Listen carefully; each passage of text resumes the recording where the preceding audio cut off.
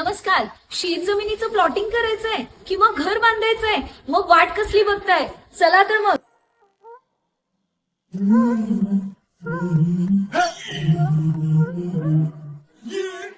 आपल्या स्वप्नातील घराच्या पहिल्या टप्प्यासाठी कायदेशीर, पारदर्शक आणि अनुभवी सेवा हवा असणारं असं एकमेव ठिकाण म्हणजे विराज डेव्हलपर्स आणि इंजिनियर्स.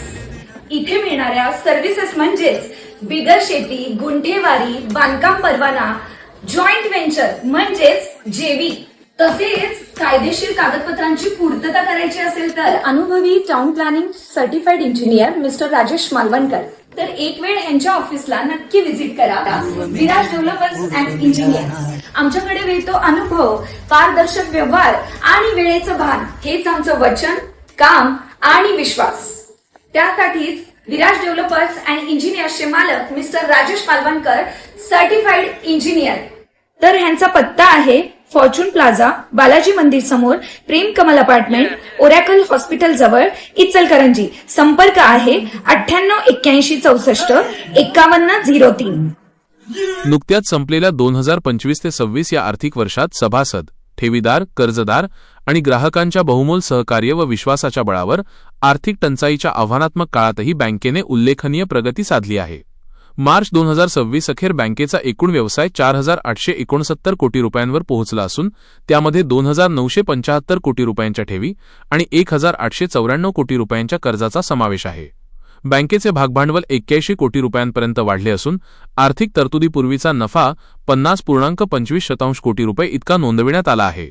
तसेच बँकेचे निव्वळ एनपीए प्रमाण 1.91% नियंत्रणात असल्याची माहिती चेअरमन स्वप्नील आवाडे यांनी पत्रकार परिषदेत दिली.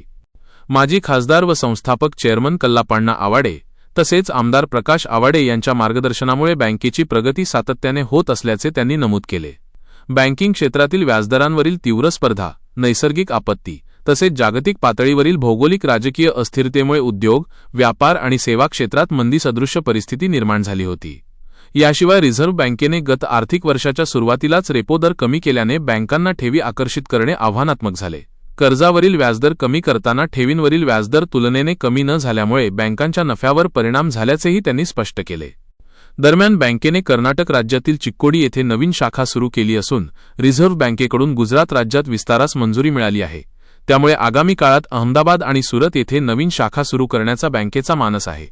तसेच ग्राहकांच्या सोयीसाठी इंटरनेट बँकिंग सुविधा सुरू करण्यासही परवानगी मिळाल्याचे त्यांनी सांगितले. या पत्रकार परिषदेस vice chairman CA Sanjay Kumar Anigol, board of मॅनेजमेंटचे चेअरमन सीए चंद्रकांत चौगुले तसेच महेश सातपुते, बंडोपंत लाड, रमेश पाटील, शैलेश कित्तुरे, बाळकृष्ण पोवळे, द्वारकाधीश सारडा, शैलेश गोरे, सुभाष जाधव, बाबूराव पाटील, तात्यासो अथणे, अविनाश कांबळे, ॲड. सारंग जोशी यांच्यासह बोर्ड सदस्य राजू चव्हाण, योगेश पाटील, सचिन देवरुखकर, मुख्य कार्यकारी अधिकारी संजय शिरगावे, जनरल मॅनेजर किरण पाटील, दीपक पाटील आणि बँकेचे अन्य पदाधिकारी व अधिकारी उपस्थित होते.